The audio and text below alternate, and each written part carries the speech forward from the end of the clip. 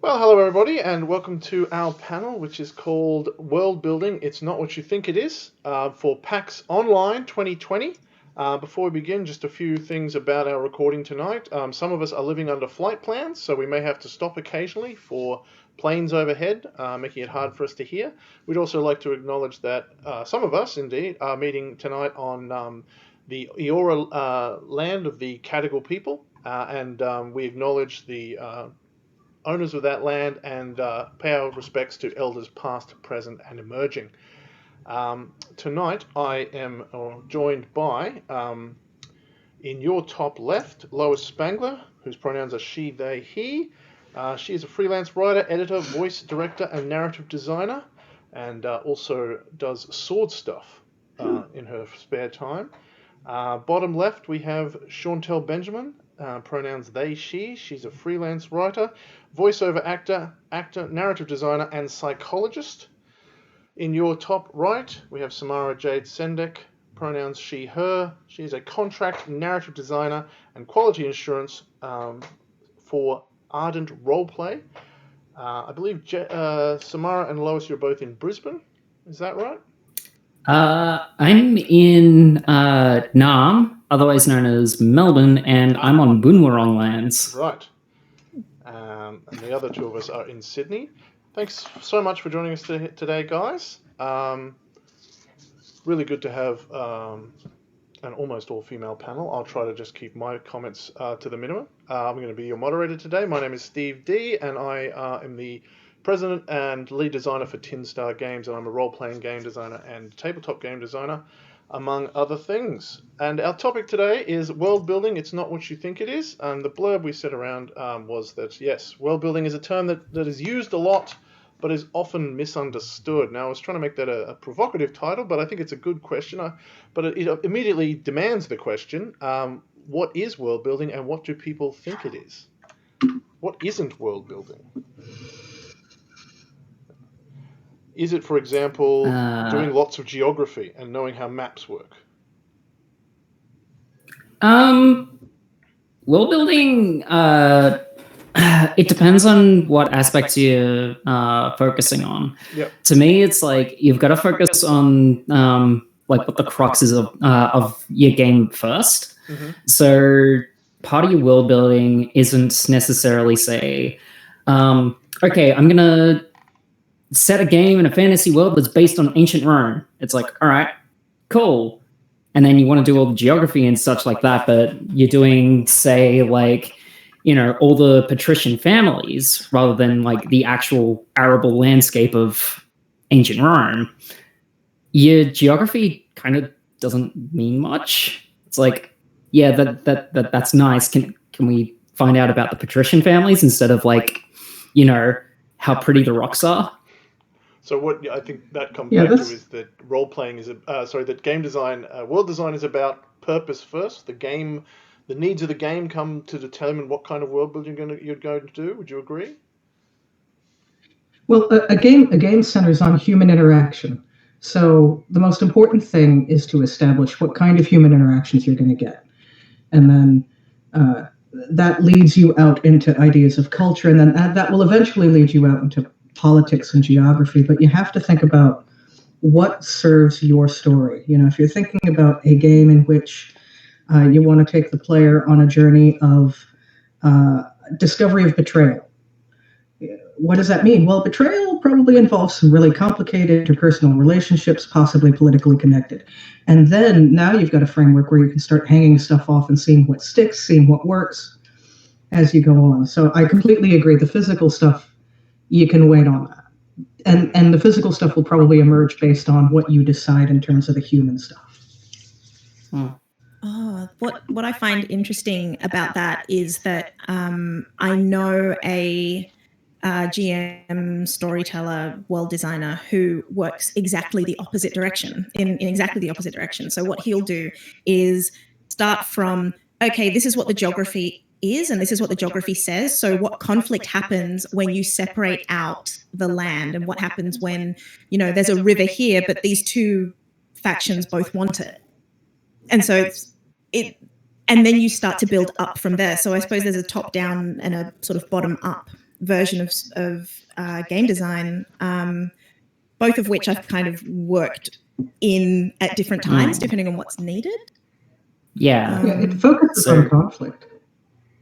Yeah. Like, so, like, for those playing at home, like top-down design is like you're going through like theme and like the fantasy, all of the like the nitty-gritty narrative details, like, you know, what your context is, the what, like the why, and bottom up is going from like, okay, these are all the mechanics, these are all like what you do in the game, and then you go up to what that looks like. So it's like you're kind of important if you're like going to pick a path, because like you can start at the context and then like go up to like how you got to go through it, and then realize you haven't fleshed out your context, and then you just end up with this Frankensteinian garbled thing at the end that's like, you know, it's got dangly bits hanging off, and it's not coherent, and then you have to go back and chop the dangly bits off. That was or find a way to integrate the dangly bits. Yeah. But that's a good point. There's more than one way to reach the mountain. Yes. Would you agree that sometimes you have to go from both directions and back and forth? Yeah. I'll personally have to bounce all over the place. To try to follow one through line in building a world that makes me very cranky and angry. You can't jump around. It's that example from before isn't like the set in stone, like third commandment after you shall honor the dice and you shall polish your tokens. It's like, no, that's not a one of 10 commandments of world design. It's more a case of like, okay, find the thing that works best for you, use that as a guide stone, and then go from there. Well, can we think of some example worlds in games or in fiction that show that they're more top-down, show that they're more bottom-up, or ones that where they've made mistakes, so you can go, well, that person did too much bottom-up or top-down? Or Well, one of the easiest ones to talk about is one that sort of comes in from the side, which is the Tolkien world. He did a whole bunch of conlangs. He made up all the languages and then decided he loved them so much he built a world to house organically those languages. And that's legit. You know, if you're a linguist and that works for you. That definitely comes back to that world building, to what you're interested in. And Tolkien was interested in languages. Yeah. Yes. Does that mean that? Does that say that many have criticized his prose as being not exactly the most well written, and his stories? Is it possible that for fiction, like the world is very much designed to inhabit his ideas of linguistics and history? Is it therefore not a great world for telling stories in? I think it's a fantastic, like, it was sort of the Star Wars before Star Wars was Star Wars, right? Yeah. Like, it's, or if you want to go another step, it was the Warhammer 40,000 before Warhammer 40,000 was 40K, right? So it's like, it's this vast, expansive setting that covers like the dawn of time for that world into this slow molding into the history that we understand now. Like, but that happened over basically time and space. And you've got so much time between like the first age in the Silmarillion to the third age where the War of the Ring happens, and then, you know, the fourth age afterwards. So it's like you've got a very rich story, like very fertile ground to just spring a story up. Like, if you want to tell a story about this Rohirrim Skald venturing all the way to Bree, and just happens upon like this Hobbit recipe he's struggling to take back to Rohan, you can tell that story there. At the same token, it's like you've got to somehow make that story work.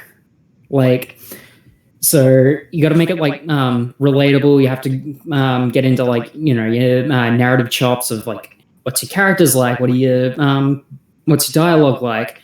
How is that story being told? Yeah. And And on that comes into the very interesting question about how much detail is too much, and how do you deal with like these enormous big stories and make them matter on the small level, especially in games. So when it comes to when you're talking about how much detail is too much, it depends.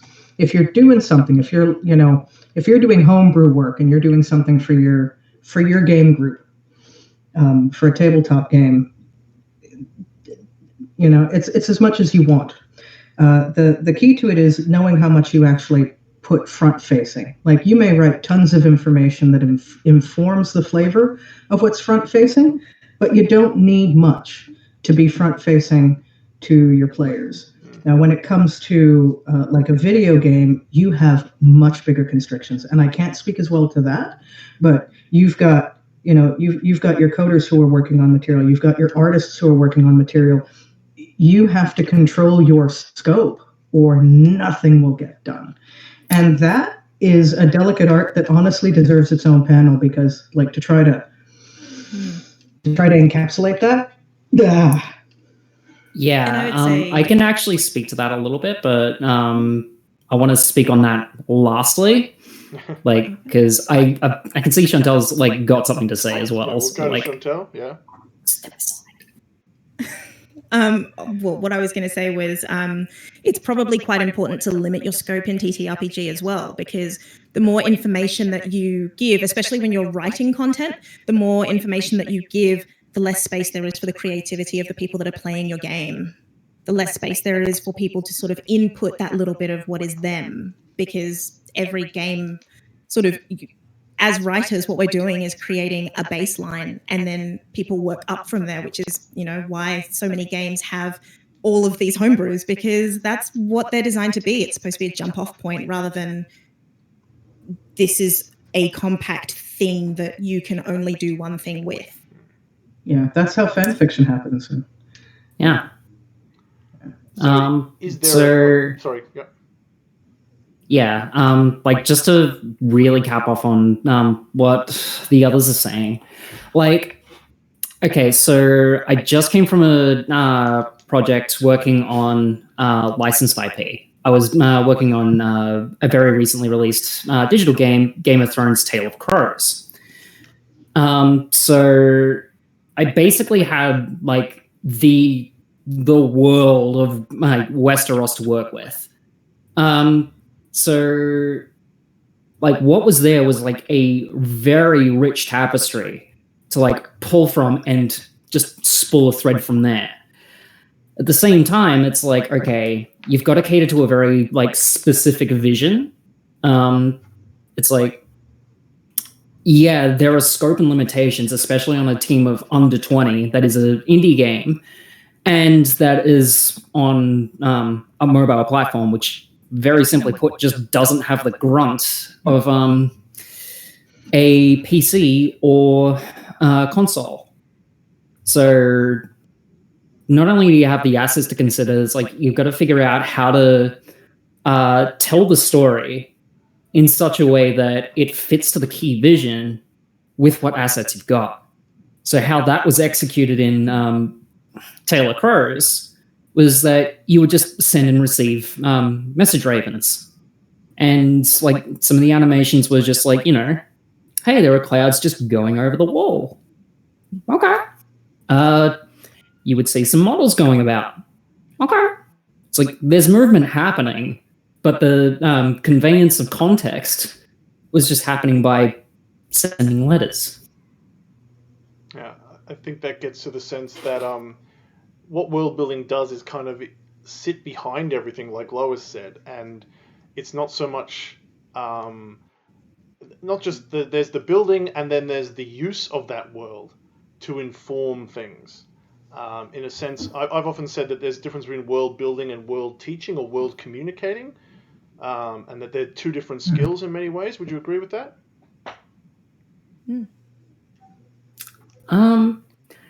So I would. Okay, so since we got narrative designers and writers like all around, I would say world building is context establishment and like narrative designers and writers are context advocates. So, okay, what you would do with that world building is establish context. Like, functionally, mechanics, like, okay, like if you take a look at every shooter computer game, it is essentially the same set of mechanics. Mouse overhead, click, mouse overhead, click, reload, mouse over click, just fill the numbers up, knock numbers down. It's the same mechanics, same execution. Except where world building and narrative design come in is the what and the why. Because those exact same mechanics in Call of Duty are present in something like Hunt Showdown, but one is a World War II / futuristic / modern shooter, whereas Hunt Showdown is cowboys ride into Louisiana to kill Cthulhu. And that's essentially like at the topmost level of like where people get confused for world building for like detail porn, basically. Yeah, I can see what you're saying about conveying information. To go back to traditional prose writing, that's one of the first lessons you teach somebody who writes fiction, which is don't overwhelm your reader with a ton of detail, because it's not important to the story. It's not moving the story along. So like when you're reading a piece of fiction, you as the reader don't get to participate as a character. When you're playing a game, you as the player are participating in the story itself. That changes some significant dynamics. But some of the basis of communication are the same. You don't want to overwhelm your reader player with too many details, because it detracts from participation in the story. So yeah, I think there is an art to convey, but it may not have been quite what you intended at the beginning of the question.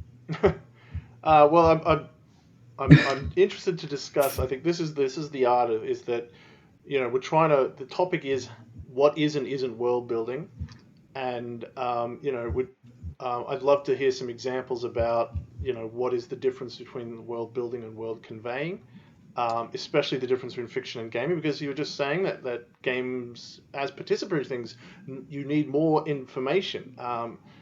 As we said before, there was the mention that you're communicating value and meaning and context in a setting.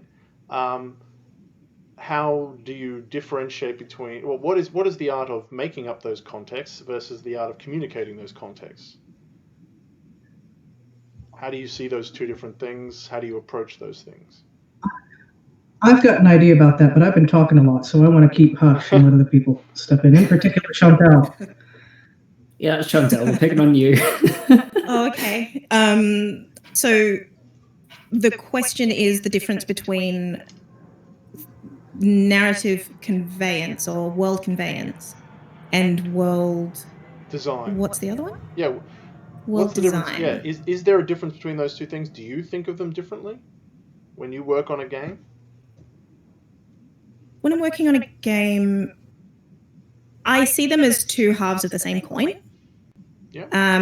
If I have created a world, if the audience that's reading about the world can understand what it is that I've written, or they get a concept from that springboards them into what it is that they want to do with it, then I feel like I've conveyed the world. The way that I write is to teach the world as I write the world.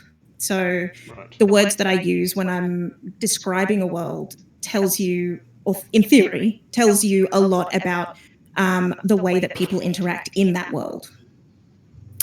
Yeah, like building on that, like, so my personal philosophy on the matter is like, good design solves multiple problems at once, and it builds on that two sides of the same coin.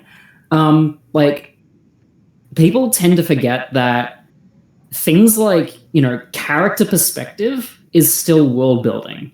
Yeah. Because, like, you can, I could say, like, think of this city in, what's the like the D&D setting with Strahd Ravenholm? Ravenloft. Ravenloft. That was the one. Ravenholm's Valve. So okay, we all get that Strahd is a like a terrible individual. But you still got character perspectives that are like, okay, that might actually be wrong. So people will say it's like, okay, I'm from this place, and what's evil about Strahd is that he killed women and children. And it's like, okay, we know that in this place that killing women and children is a cardinal sin. But then we hear from someone else that, like, no, his big gripe against Strahd was, conquest. And then we find out from these people that, no, they're actually a pacifist community. Or they're well, not strictly pacifist, but, they value peace. They value communion. And then you find out from a third person that it's neither of those things are inherently wrong. Strahd's just a dick who decided to endarken the land. And then from those characters voicing those opinions, you've got a much deeper sense of okay, so Strahd has done these things to piss these people off, but we've also got these little friction points between these communities. That it sets up just little tension points where you can just say to Shauntelle, it's like, yeah, but Strahd killed X, Y, and Z. He's evil. And then Lois might come back at me with, well, he ruined my business. I don't care who he killed. Exactly. Well building. and that's exactly kind of the point that I was sitting in, which is unreliable narrator, which to me is a very, very fun thing to play with in world building, because no matter the basic question, whose perspective are you writing from? History is generally written by the victor. So who is the victor or who is the loser? And if the loser's writing this history, what do they have to say on the topic? And if it's from someone that is actually objective, what would they say about it? What would these people say? The idea that there are two sides to the story, and then in the middle somewhere is the truth. Strahd's an awful person. Strahd's an awful person because he kills women and children. But if those women and children were, terrorizing other people, then is he a bad person? Depends on the point of view that you come from. There's an example of this in real life. I bet everyone cheekily knows this guy called Vlad Tepes III, otherwise known as Vlad the Impaler. Now, you would be inclined to think, wow, this guy is fucking terrible. Why are you bringing this up? And it's okay, this guy, all right, this guy just killed the boyars. The lords of Transylvania that were terrorizing peasants. He was a people's man. When the bubonic plague was sweeping around, it had only just started getting to Romania. It's he lured all of the poor into a hotel, set the thing on fire, and killed them all.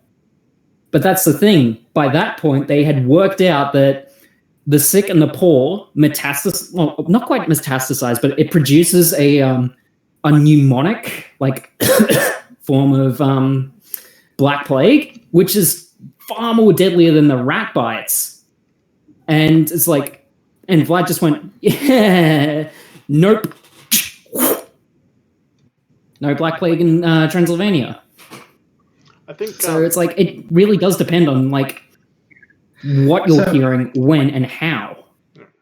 What this entire talk is really bringing into strong relief is the idea that stories are about conflict, and conflicts arise when you have people with different values rubbing up against each other.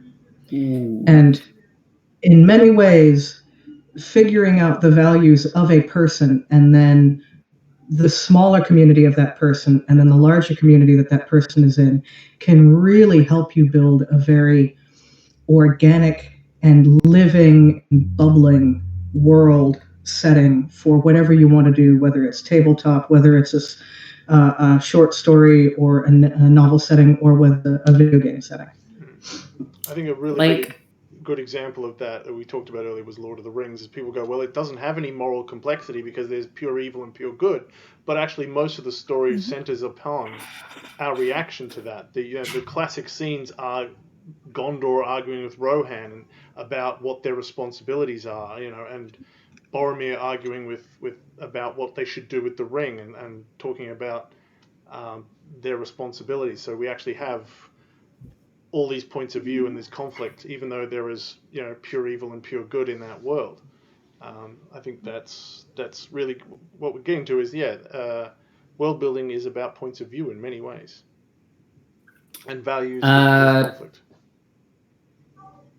Deliciously on point of points of view. I'm going to be the contrarian bitch and say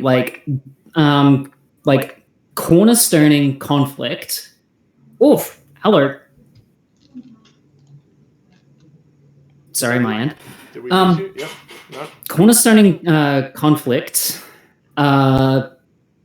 is what I call Western literary hegemony 101. Is okay, you might be cornerstoning conflict, but that's not the only way to tell a story. If you look at something like Murakami or Hayao Miyazaki of Studio Ghibli, a lot of that doesn't actually end up focusing on conflict so much as growth and aesthetic. It's okay, it's not I got a cyberpunk jacket and I got this beret and it's it all goes together and it's that, not that aesthetic. Looking at the world and then growing and changing because of it, not being forced to or just having a force of change, but looking at that and just appreciating something and then changing because of that appreciation. Yeah. I put to you the idea that in fact that is still conflict, but conflict within oneself rather than a conflict of overall detectable narrative, I suppose. And I'll riposte with it doesn't have, it's not even conflict and back and forth conflict. That's what the connotation of what people say conflict is you probably one of the better examples I know of is a hiker. You're still telling a story without inherent conflict in it. It's even some death hikers are just a reflection of life. It's not in a sense of conflicting with death, but it's accepting what is and what is to be, not necessarily going straight into change or this okay, here's this dilemma, here's this inner turmoil, here's this external turmoil. And fittingly for Aboriginal Australia, without going into outright appropriation, there are some stories that aren't about conflict so much as there's this this natural thing happens, a fire starts and three birds are trying to get away, and it's sort of just a way of making sense of a world you don't really understand, or less don't really understand and more an understanding you reach, if that makes sense. Yeah. This is I'm really enjoying this because I'm kind of with Shauntelle on this one, and at the same time I completely understand what you're saying. I'm coming from a traditional playwriting definition of conflict, which covers everything that you're talking about. So you've got your environment goes haywire movie, which is quote unquote man versus environment. And I don't like that establishment because you're right. It puts the focus in a place that is very Western, and wipes out a lot of narratives that are very valuable. When I talk about conflict, I talk about places where the agreement isn't immediate. And it doesn't necessarily mean that resolving the conflict requires anger, aggression, violence. Resolving the conflict can be exactly what you described, which is seeking to find meaning, coming to a new understanding of an environment or a person or an event. So I'm glad that we had this conversation because it made me do a lot of really great thinking about what conflict means and about how I use that in world building. But my cheesy answer is I agree with both of you. I think I'll actually take this moment to plug. I seem to have actually, it's nowhere within reach, so I can't just go yoink. Alexander Swords' Forest Parts method. I was going to say, oh yes, I was going to say you can chat while you grab a link or something. We'll have links when this goes up. But I think that naturally points me towards the topic of how much does our own cultural background affect how we world build? How do we, as people who are strongly grounded in one culture, include other cultures in our world building? How do we do that without, trivializing some aspects of cultures that we might not inhabit, well enough to talk about? Do you want to jump on that? So jump in on this one. Yep. Sorry? Yeah. Just trying to. I'll jump on that one a little bit. Mm-hmm. Mostly because, well, not mostly, but partially because at the moment I'm working on a project called Omens Rising. And part of the way that this project has come about is Christia's desire to build a world that is a series of cultures that all are brought together. And so what he's done is actually take 12 different people and say, okay, I want all of you to write a culture that you would feel at home in. When you're world building, build something that you feel like you could be in, because if you could be there, then the chances are other people would want to be there too. And coming from a place of cultural diversity, it's surprising how difficult it is to feel entirely at home in, say, the Forgotten Realms or most places on Earth, really, when you kind of come down to it from a cultural standpoint. And that's from, many, many diverse standpoints, really, as femme, as queer, as person of color, like all of those things have their separate spots. And so when you're world building, it's sort of like, okay, I'm putting together a world. Which one of these things am I, A, allowed to draw on, and B, will I draw on? Because I might build a world that is queer, but it's how people of color are also seen sitting within that. That might be different to the real world that we have, or how people of color. So, okay, people of color is a huge term. So am I going to more specifically focus in on one culture, or am I going to broaden out to a lot of different ones? And so the world building process, I can only really and realistically write what I know. And what I know is what I've experienced. And what I've experienced is my view, which doesn't even fit necessarily with, generic African or generic British, Afro-Caribbean or Afro-Australian. Like, it doesn't, I am my own thing because of where I have lived and the things that I have experienced. And so all of that, I think whether or not you want it to, is going to come out in your writing, and it's going to come out in your world building, because it's about those things that you look past or look to or look through. They all will come out in that world. Like, this is where it's like, I also say, like, speaking as an Aboriginal Australian, like white-skinned as I am, nothing about us without us is something I hear a lot from elders, like, especially when dealing with funding organizations and external entities who, want to do something about us. And that's partially why I was brought on for broken roads on drop bear bites. Because I'm Aboriginal Australian, I have like a greater degree of access to those Aboriginal stories. I have my own personal story of like, hey, I'm white skinned. I was raised in a very Eurocentric home. At the same token, ever since I came out as trans, it's like I've been looking for that place, and I actually did find something in Aboriginal Australian culture, which is called a sister girl, and the trans masc equivalent is a brother boy.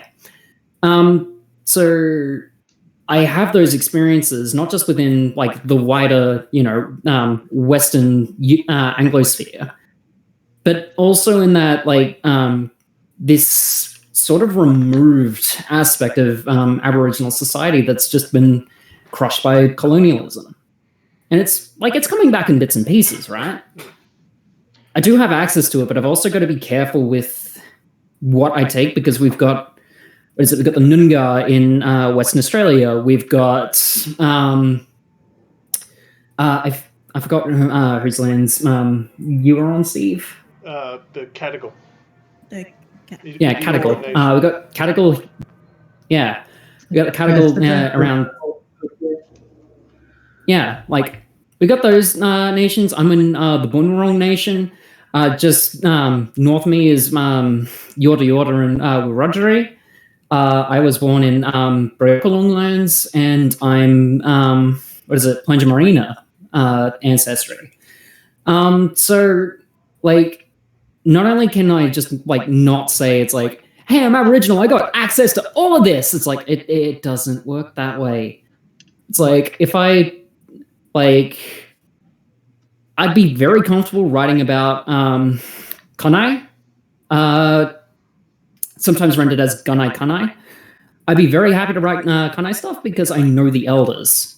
And even then, it's like I can just say, all right, what business am I allowed to write? And they'll say, okay, all right, take that off. Since, from what I know, my mob, Plunge Marina, is functionally extinct, I basically have to guess. And when it comes to a mob as prolific as the Noongar, it's like, okay, I don't know anyone from that mob, but I know there are people I can go to. It's very similar for me. It's interesting because I'm Mexican American, and you probably wouldn't really know. And I can say that you might figure it out when I speak Spanish, but speaking Spanish doesn't make somebody Mexican American.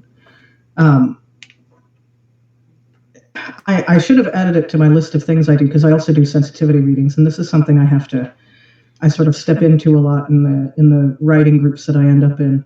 The idea of appreciation versus appropriation, and as mentioned before, nothing about us without us. And if for instance, if I had a story where I wanted to write about a Spanish pirate in the Philippines, I've got the Spanish down. I can even have a Mexican pirate in the Philippines, no problem. But when we start talking about the Philippines as a setting, I'm going to have to look for help.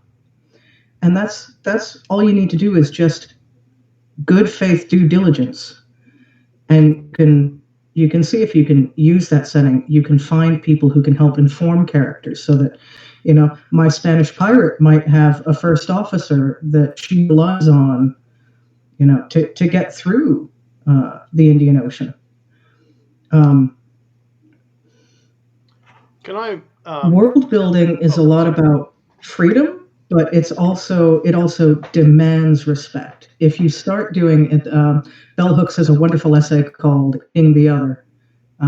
You can find it on PDF online. Just look up Bell Hooks "Eating the Other," where a white colonial approach in using other cultures is very decorative. It's like, oh, this is a spice on my boring fuzzy story, and it translates into games often as buff, dark-haired, grim-looking white dude shoots a bunch of brown people.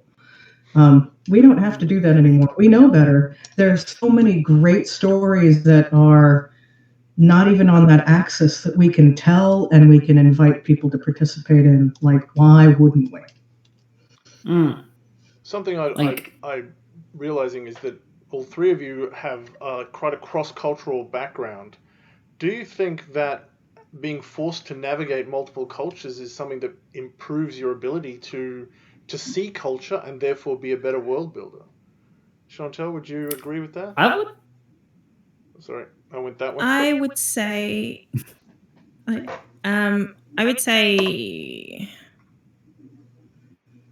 yes, but yes, it probably makes me more sensitive to different cultures, but it doesn't mean that I can appropriate them. It doesn't mean that I can take from others. It doesn't mean that I can assume that because I am a minority, I will see everything. I will have blind spots. And it's kind of the ability to see those blind spots that actually probably makes me more of a better world builder than the culture. Like just the fact that I walk through a world where I have to be aware of the, what's the word? Culture. Not so much gaps in knowledge. There's a term where I have to switch language depending on who I'm talking to. I'll change how I speak. Code switching. Thank you. Thank you. I have to code switch physically, emotionally, mentally, verbally. I change how I'm speaking it depending on who I'm speaking to very, very frequently and very, very quickly. And the environment you're speaking in too. And the environment that I'm speaking in. I don't talk to my mum like this. Yeah. So because of that, I feel as though I might see gaps more and I'll see where I'm missing things, but I'll still have blind spots. And there is still a lot for me to learn from it. But because of that multicultural upbringing, you are more primed to be aware of you know that you don't know everything, so you want to be responsible to that. Yes. Yeah. And I have to be I have to be. I feel as though I want to be more respectful and more responsible in the way that I use those things, so I'm more careful in the way that I use that knowledge. Yeah, like, since I come from a mixed martial arts background, in fact, it was the thing I was doing before I put a dress on and decided to go into games. Let's seeing it as a spice board and cultural appropriation. Like, since I was inherently learning attack and defense techniques, like, it ended up informing a lot of my world building, surprisingly. Because, like, how I fight, or in this case, express myself, is very much strike heavy. Because it's just, I got bony knuckles, it might as well. At the same time, like, that'd be like going up and saying, it's like, oh, I express myself just this way. And it's like, and then you say, but I'm going to do this, and then I'm going to do that, I'm going to do this. And it's like, that's not how it works. Because, like, you put a boot on a boxer, they are going to freak out. It's a similar thing in world building. It's like, okay, you're going to do up these religions. Great. What's it about? Oh, it's about this one god that's homoousious and has, like, 3 different facets, but it's all the same thing. It's like, so you're making the Christian god. Okay. Anything else? No, that's it. I'm like, okay. But in that martial arts sense, it's like, okay, I've learned things like Brazilian Jiu-Jitsu. I've learned things like Muay Thai. I've taken a bit of German wrestling, and I've done some digging into corrida, which is Aboriginal Australian guri wrestling. And that's not the thing I typically fall back on, because it's like, well, it's not the primary means of attack and defense for me.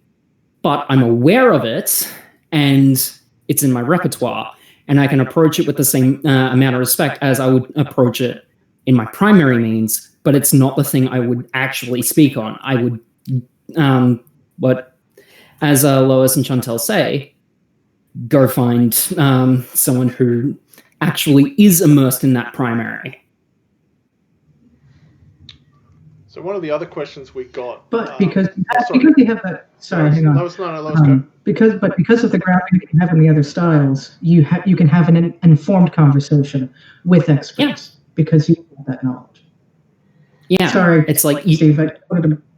Yeah, no, I'd rather you guys. It's like go. It's like it's good grief. Because we can't see each other properly. It's like I know that. So, two things on like world building from that approach is one, you don't know what you don't know. Okay, so it's like the second you even think about approaching something, start asking about what you don't know. Secondly, is like, okay, if you're aware the trap is there, don't go anywhere near it. So it's like, okay, if you're aware that your bias is towards the Judeo-Christian God, and you want to do up like this pantheon, and it's like you end up just making this this three-faced God who's really just the Abrahamic God. Like, have a look at, like, start asking yourself, okay, what faiths, cultures, and other places have polytheism? Like, what are some things that the environment informs about them? Like, is there something like, there was a fantastic example about why doves were sacred in this city, because, like, they've never experienced famine, because the doves shit everywhere. Janitors are, like, you know, like, the only people who are more respected than them are the leaders. And they've never had a plague because the city is so clean, because the doves shit in everywhere and the janitors have to clean it. That's why doves are sacred. So once you sort of like start asking those questions, finding those like almost stranger than fiction kinds of storytelling from way back when, and you know it's safe to touch, then it's like, okay, see what you can play with. Just, you know, ask the experts and don't actually kick a landmine. We've talked about how this is an important art form that requires respect and knowledge and research. One of the questions we got is about how do you take what can something be very complex, something exotic, something that can be incredibly alien, and get players to understand it in a fairly quick and simple way. So that comes back to, I guess, word communicating. So do you have any ideas on how you can bring this forward without resorting to caricature or oversimplification? I can tackle that. Yep. So if you've got something in your world that is very alien the way we currently do things, even if it's just an informative piece that never really sees the light of day outside of information you share with your team, write up a little vignette about you confronting this really alien thing.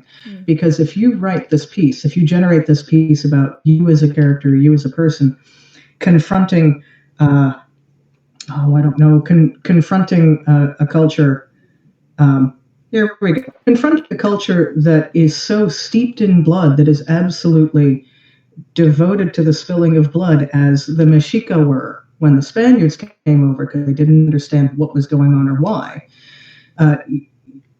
If you can sit there and do it as you, not as a good Spanish Christian, not as a missionary, not as a conquistador, but you sitting there going, okay, wow, then you can start to find threads that will help, like threads that you can then hang more information on to explain to the audience. So, like, I often talk about the focus on blood in Mesoamerican religion, but as soon as I explain to you that at least the Mexica creation myth has 3 iterations of the gods making humans, because they wanted people who could converse with them, who could keep the days, who could keep time, and actually have an intelligent conversation with them.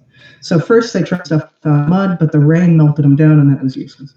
And then they tried making beings out of sticks, but these sticks were animals, and they destroyed things, and they had no respect for anything. I went, fine, all right, they'll be monkeys. Let's try this again.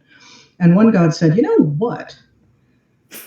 The reason we can't make this work is because we're not giving our bit of our own spark to these beings. If we want someone who can communicate with us, we need someone who is of us. And so the gods bled into corn dough and created these figures. But blood is a finite resource, and you have to give it back. So, while yes, religion does get used for hugely political reasons, and at the time that the Spaniards showed up, there was some real political strong-arming around controlling populations with sacrifice and that kind of thing.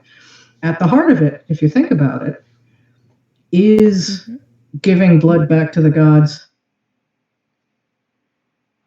It's a point of view. Oh, no. Oh, did we lose Lois? Yeah. It looks like we've lost Hello? Lois. There we go. You're back. Yeah, I'm here. Sorry. Very quickly, this idea of giving blood back to the gods is every bit as alien as to the Mexica if they heard about transubstantiation of the body and blood of Christ would be to them. Shauntelle, did you want to? Do you want to go, Shauntelle? I'm still collecting a couple of thoughts from like my end of the question. So it's about how to communicating the complex and the alien to a player or a beginner. Okay. A reader, yeah. Maybe like I'm still collecting some thoughts, but like okay, let's kind of do a critique sandwich kind of way. Like the bad way of doing this is like we all know H.P. Lovecraft is the bad way of doing this. So's the Wizarding World of Harry Potter. Like it's communicating like, okay, here's this fantastical world that no one really sees and can't really appreciate because they just don't have the right stuff in them. And it's like, okay, there's grounding in that. Like not everyone has the same perspective, sure.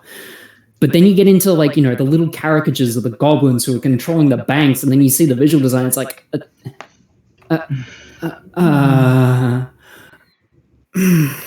and then you get into the centaurs in the Forbidden Forest who, like, they live in this tribal society with divination and do not. It's like there are ways and means around it. Like, okay, cool. If you want to have centaurs around, sorry to interrupt you, but the problem with that is that it is actually so absurdly accessible. Yeah. I was just about to get to that and then cap off, like, yeah, it is accessible because it's proliferated and it's so easy to fall into those traps. What is like a much better way of doing it was like hats off to Creative Assembly for Total War Troy. What they ended up doing was like they took these mythical creatures like sirens, harpies, centaurs, gorgons, and they gave them a very human appearance. Like gorgons were like super assassins, like and had more like dreadlocked hair. They were like part of a snake cult. Like they sort of venerated an assassin. That cultivated that real assassin vibe. Centaurs were like just guys who figured out how to break horses and use them properly. Harpies were like basically bands of all women pillagers instead of being that like flock themselves up in bird stuff. They weren't these terrifying creatures that you would see in pop culture today. Is like, no, they were like very specific mobs who were basically doing their own thing. And how they were written in the Odyssey, the Iliad, and the Aeneid, like it actually makes a lot of sense that you would describe centaurs as like men of horse. Like men with horses or men of horses, when it's like in the Bronze Age, they would be looking at that and going, where's your chariot? How are you riding that thing? What? Are you merged with it? I am curious. That's sort of like back and forth. Yeah, I'm curious though to hear about like how important is accessibility and that you were bringing up there, Shauntelle. Like, is that something that is really important in world building, and can it be a trap or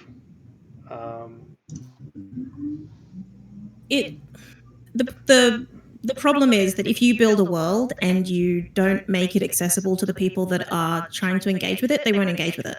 Yeah. You can build, and I mean, I am one of those nerds that, learned how to use Elvish. It's on my wedding ring. So I am one of those nerds who know how to use the language. But at the same time, it's so inaccessible to most people that is why in the movies they just cut it out. It's not helpful. It's not useful in telling story or in telling the story that they were trying to tell. So you can give as much information as you want, but if you want to, how you lay out, and I don't know if we haven't spoken about this, how you lay out in a book, in a TTRPG, how you lay things out on the page and how you lay things out chronologically will give your audience a way in or turn them off. Like I've seen people saying, I really can't hack Vampire the Masquerade 5th ed. Like I can't do it because there's so much in world building information that comes in the front that it's too much. And, similarly, there are people that might look at Honey Heist and be like, it's one page. What do I do with this? But at the same time, how the middle ground for that and accessibility in terms of making it accessible is super important. Yeah. You want people to have an in to your world. I think you've hit and just like from a video game perspective. Yeah. From a video game perspective, there is so much information that is conveyed in lighting and in sound Yes. that is never written unless it's like, a script instruction somewhere. That is absolute. Like I'm having this problem right now with the Horizon Zero Dawn port to PC because I don't have a console. I'm enjoying the game. I like the story. I think some of the dialogue needed a lot of help. But one of the things that has been driving me nuts is the way that the sound has been ported through, because the sound balance isn't correct. If I'm looking at a character dead on, I will be hearing their voice mainly on my right side. And occasionally in combat, the sound will not travel to the correct ear at the correct time and end up running into a bad guy. And just even the tiniest things, like there's a very deep boo kind of noise that I can't because I don't have a chest cavity that deep, but there's a very deep boo kind of noise that will kick in under everything when all of a sudden you are within the recognition distance of the robotic creatures. It's extremely subtle. It's a small sound. It's different from anything that you hear, and it is highly informative. I think that just comes back to what we've been saying a lot, which is that world building and world teaching are inseparable. I'm afraid I really have to wrap us up now. I know you've all got more to say. It was just a huge topic, and I think probably what we've covered is that there is 100 more topics we could drill down to. Maybe we'll get to that next year. But unfortunately, we have a very strict timetable because the next panel will be right along behind us. We have about 30 seconds each for you to say if you want to say a link to your page or product that you're working on or something that's coming out. Anyone want to jump in? Samara, do you want to go first? Sure. If anyone wants to follow me up on any of these world building questions, especially from a more just no nonsense meat and potatoes kind of world building, hit me up at Jaded Cynic, JADED SYNIC.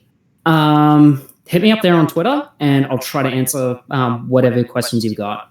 Lois. Also, TTRPG companion app on roleplay. Lois. As for me, just look me up on storytrade.net. That's storytrade, one word.net, and you'll find all the other connections to me. I just want to say that it's been an absolute delight being on this panel. I've learned so much and thought about so many new things, and I'm very happy that I was here. And Shauntelle. Can we find you online? You can find me online quite in a number of places, or two, really. You can find me at Shauntelle B, which is my Twitter and Pillow Fort, if you happen to use that. I don't post there much, but it's there. But also you can find me at my website, wordswithcolour.com. And that's spelled, I have both now. So it's Words with Colour with a U, Words with Colour without a U, because I'm English, Australian. So if you like a U, it's there. If you don't want it, it's not. All right, thank you. We got lazy and dropped it. Yeah. Thank you once again to all three of you, and hope everyone enjoys their PAX Online.